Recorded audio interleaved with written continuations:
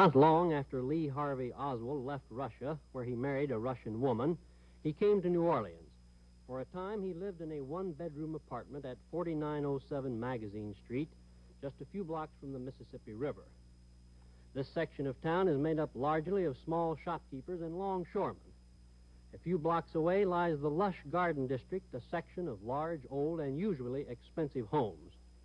WDSU reporter Jim Kemp talked with Oswald's landlady, Mrs. J. Garber. Mrs. Garner, can you tell us when you first saw Lee Oswald? Well, that was on the 9th of May when he rented the apartment.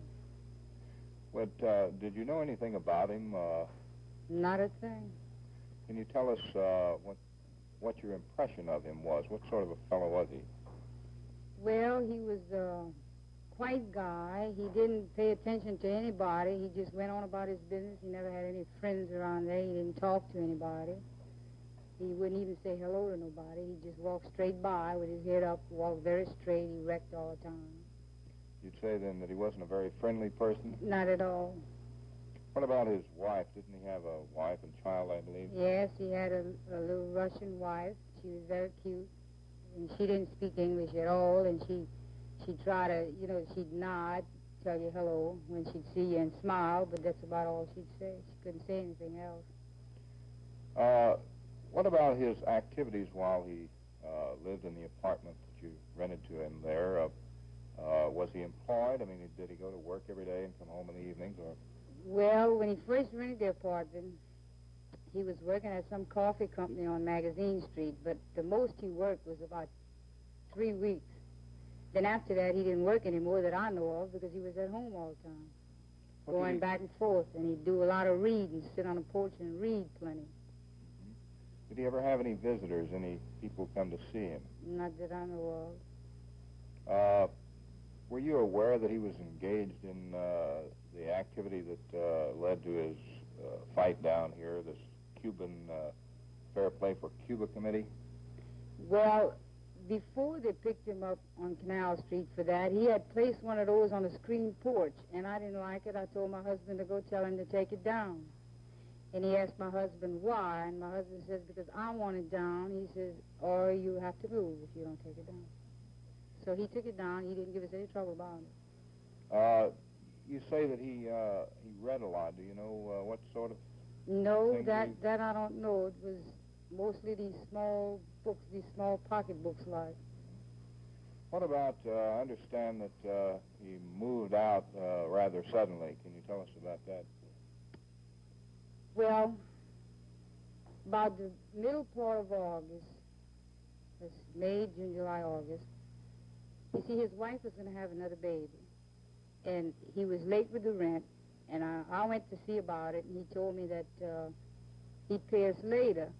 So later on, I sent my husband, because he was kind of snotty about it, and he told my husband, he says, well, I'll have to wait a while, he says, because my wife's going to have a baby, and he said, I'm hanging on to what I have to have the baby, you see.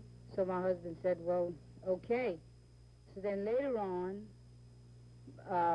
this same station wagon that moved him there, that brought his wife in, rather, when he rented the apartment, he was alone. His wife came in 2-3 days later.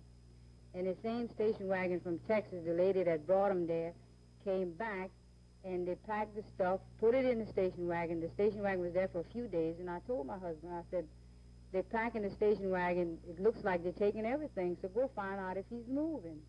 So he did, and he said, no, he wasn't moving. He was only sending his wife to Texas to have the baby. And that night, evidently, he left through the night, owing us rent. He didn't pay us.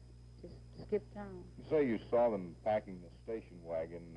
Did you notice whether he, did you see him packing a rifle or a gun of any type? Did you know that he had any guns? No, I didn't.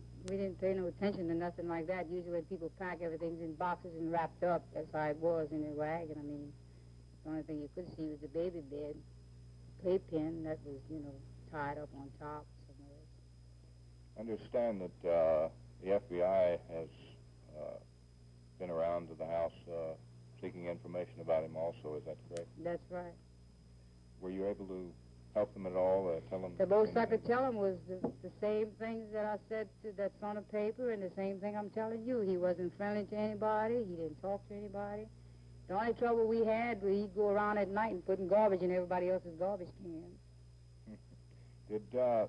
What about the neighbors? How have they reacted to this? Did he have any friends at all in the neighborhood? Anyone No, who visited with him? no.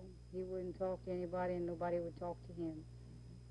What about since the president's death? The people in the neighborhood, how have they reacted to this? Knowing Well, that this fellow. They all hated. They all say the same thing as I said. As big as this world is, he had to be living by us.